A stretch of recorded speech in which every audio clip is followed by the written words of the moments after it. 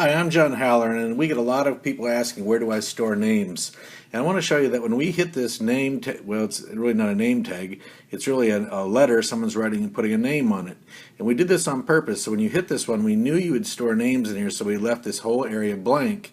And it's nice that this icon stays showing. We'll show you that in a minute. So that, because this icon stays showing, it's easy to draw the lines to connect the two to make a nice little visual support. All right, so the first thing you have to do is make it sort of fun and talk to the students or the other people that you're working with and say, which one of these icons would you like to be stored at? Like, I like to be Big Bad John, so I go under Bad. My wife is the person I love, and this is a mother, so that makes sense to store my wife there. And I have some friends who just love money, so I'm going to store them there. And then I have a friend who smells like a dog, but he also likes animals, so I'm going to store him there. And then I have a friend who's a teacher, and I'm going to put her name here.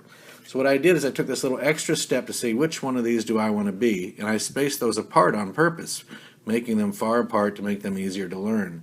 So now what I do is I'm going to store John right here where it's bad. So now what I do is I hit this one time, I go in here, I hit the setup key, I touch that empty location, and now I'm going to spell, I hit the capital J-O-H-N. I remember to add my space so it doesn't run the names together. And I say OK. Then I go down here and I hit change icon. And I hate these categories, so I just go down here to spell icon to find. And then I do man. And you could do other things, but I'm just going to do man here. And I look through here and there's not a nice looking double chin gray haired man, so I'm going to pick this guy. And then I'm going to say OK. And from now on, I can see that sequence before I begin the letter or name tag, write names and letters, and I can see way across here. It's going to be easy to find because I'm far away right there in the corner. So when I hit it, sure enough, I pop up and there's John. So now I'm going to store love, and I'm going to put my wife's name, Cindy, in there.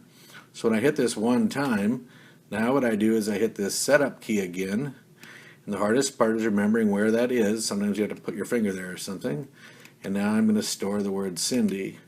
So now I put C-I-N-D-Y in there. Whoops, made a mistake. Delete word. I'll try it again. Shift C-I-N-D-Y.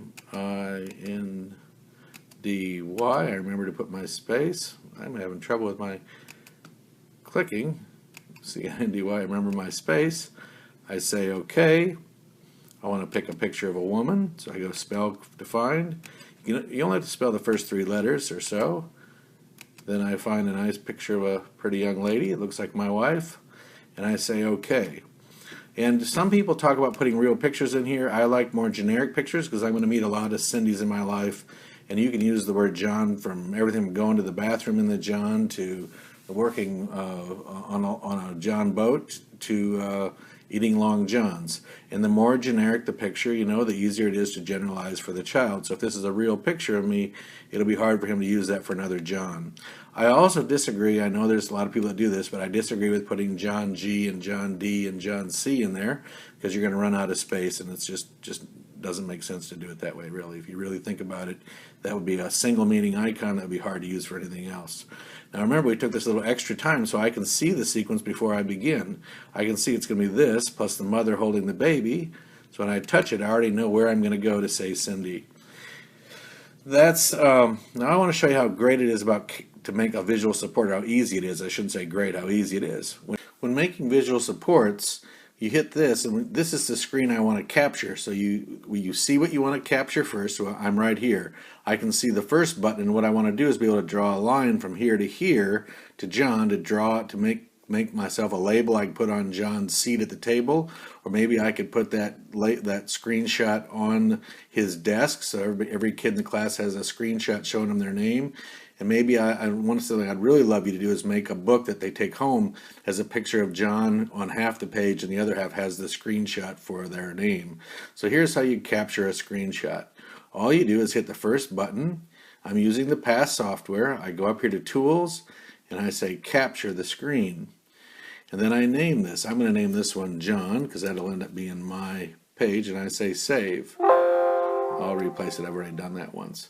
So this becomes the page that I can now copy.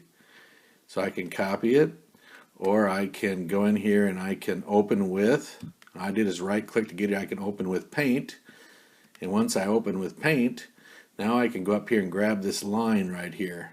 And I like using a thicker line, so I go down here and I grab this thick line. So far I touched the line here in Paint. Went in size and got a thick one.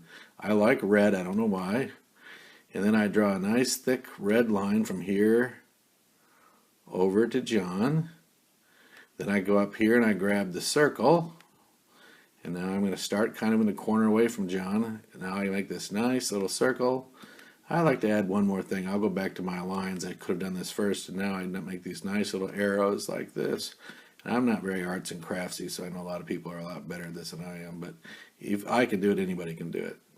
So I'm drawing this little, so this becomes what I copy now, or I save. So I save this, and I'll save it as whatever I want to name it, John with, I'll do with lines, so I have the one with my line there. And now that I have that saved, I can now copy this and paste it, put it in a PowerPoint, put it in Word, change the different sizes, and now you have this label the environment. And I'd love you to make a little magazine that has the child's face on half the PowerPoint, and on the bottom part it has this screenshot so you can read the book to mom and other people or the parents. Alright, I hope that helps. Okay, to show you what the finished product would look like, then all I did was make a PowerPoint, and I skipped a lot of that because everybody should know, if you don't know how to make a PowerPoint, you might want to have someone to help you. But I made this PowerPoint where all I did was copy these screenshots in. So now when I hit John, then as soon as the child would say John on their talker, I would just hit the next screen, which would immediately show them a picture of John. And then when I go to the next screen, and then when they read it, they say Cindy, then I just go to the picture of Cindy. And what you could do eventually is start with the screenshots, then next time, or maybe a week from now, take this away so they just see John, and then they get to see John, or they got to read this first. But I wanted you to see these screenshots and how easy they are to use, where you can put them into a PowerPoint. Now I could print this and make a perfect little book. So this is just PowerPoints, all this is. So you can see I made 4 slides. I had John, which took me to this one, and all that was me doing is copying this, and then going to, and this is, again, you probably know how to do all this, hopefully.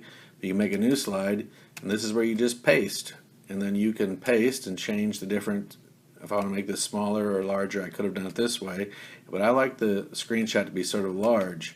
But now I can make a book out of this, but what I really love is having them say John, and then you immediately go to the next picture. Then show them Cindy, and then when they say it, you immediately go to Cindy. So they get to flip the page by saying the name. Alright, I hope that helps.